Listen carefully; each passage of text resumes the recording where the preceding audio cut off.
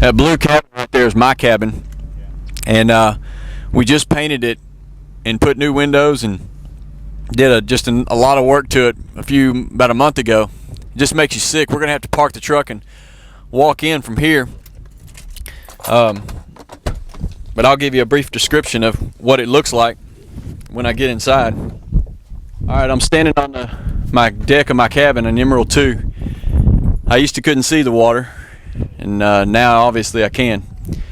You can tell it's just obliterated.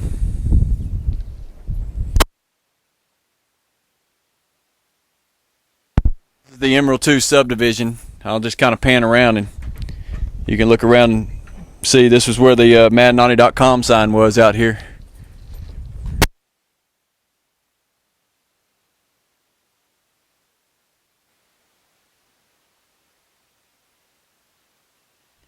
Phil and Betty Kilgore. This was their cabin.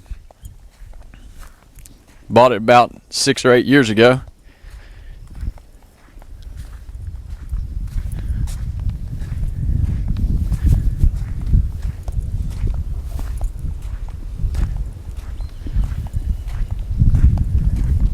Doesn't look like much is left here.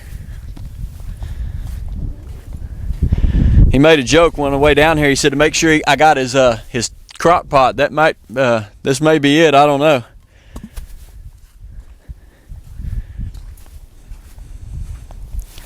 This is a table from his cabin. This was in his living room. Right here. It's upside down. These are all his tools and different pieces of furniture that my mom had bought. Lots of stuff here. It's amazing that it didn't go further away from the cabin than what it did. If you can just pan around out here, again, we're in Emerald 2 subdivision.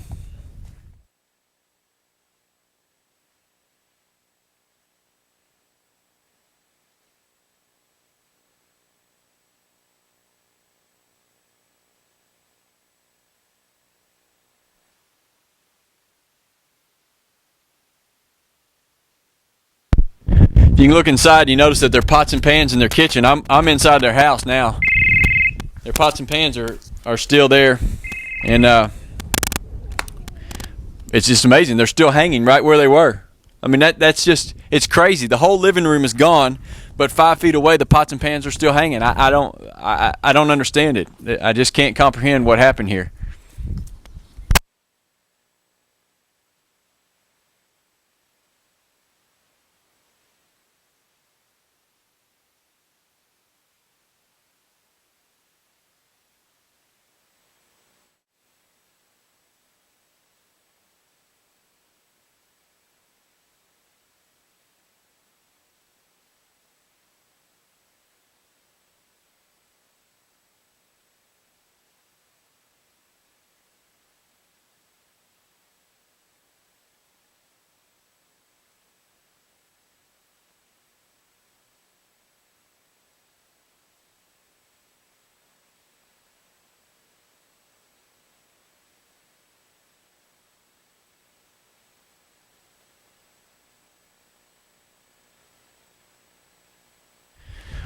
Heather and I had this pine tree right here. This pine tree was the thing that blocked us from the ocean. We couldn't see the water, so we were always making jokes about sneaking down here and cutting this pine tree down at night. And when the hurricane came in, we knew this pine tree would be gone, and if it's not still standing, that pine tree just is not going to die for some reason.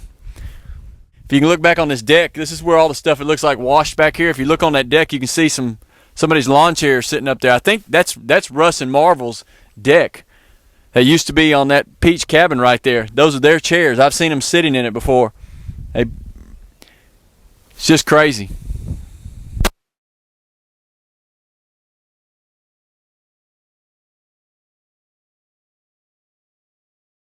All right, we're pulling up on the post office now.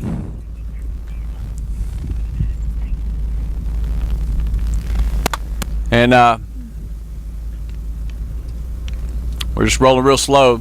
This was the other little liquor store right here, and then next to it was Kobe's restaurant. And then on the other side of the highway was the Fun and Sun beachwear. If you look over here to the left where this building is with the multiple decks on it, that's Pat Manshak from Kirbyville. He had a fireworks stand right there. That's his cabin. Look at all these vehicles. I guess people left them around the post office and they've just kind of floated up together.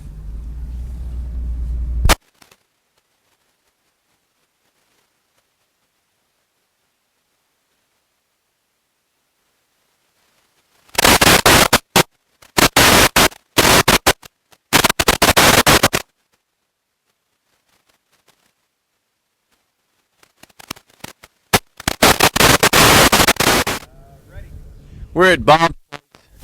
You see the sign, everybody's eating here. And the Blues Brothers are still here. You've seen them a million times when you came into the restaurant. There was a piano and the Blues Brothers were always there. Obviously somebody's climbed up in there and set them back up. And that's cool. You know, that's what we need to see. We need to see positive things like this. Bob's place is totally destroyed. There's nothing left. The water went in and it's just totally obliterated. But the Blues Brothers are still there. So that means we're going to be able to rebuild. We'll all be back. They'll be there the next time. We'll get them a t-shirt that says, "I survived Ike."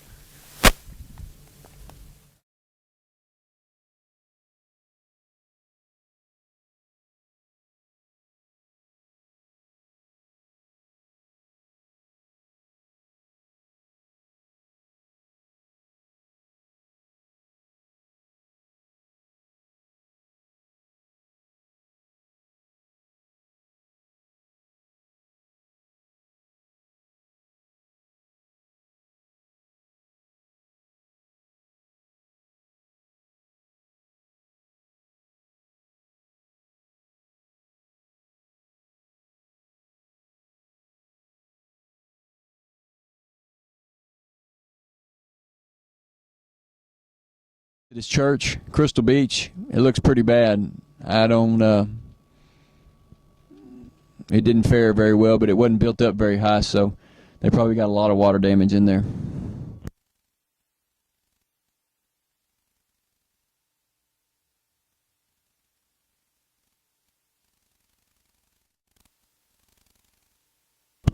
If you look over here, this is latitude 29.2. It's a shop where they had a bunch of clothes and souvenirs from the beach. If you look back over to the right, you're going to see the Tiki Bar.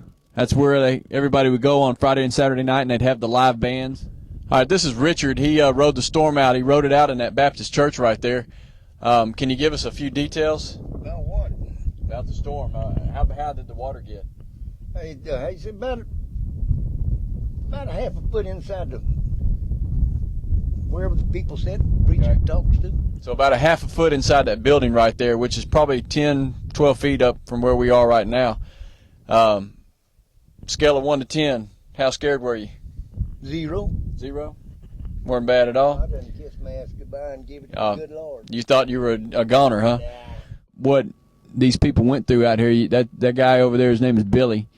We can't get to him to interview him, but anyway, just look at the destruction around it. He rode this thing out, and he swam over to that house and got in there. His house is totally demolished, and he swam and went over there, and there's about 10 people still here from what they tell me.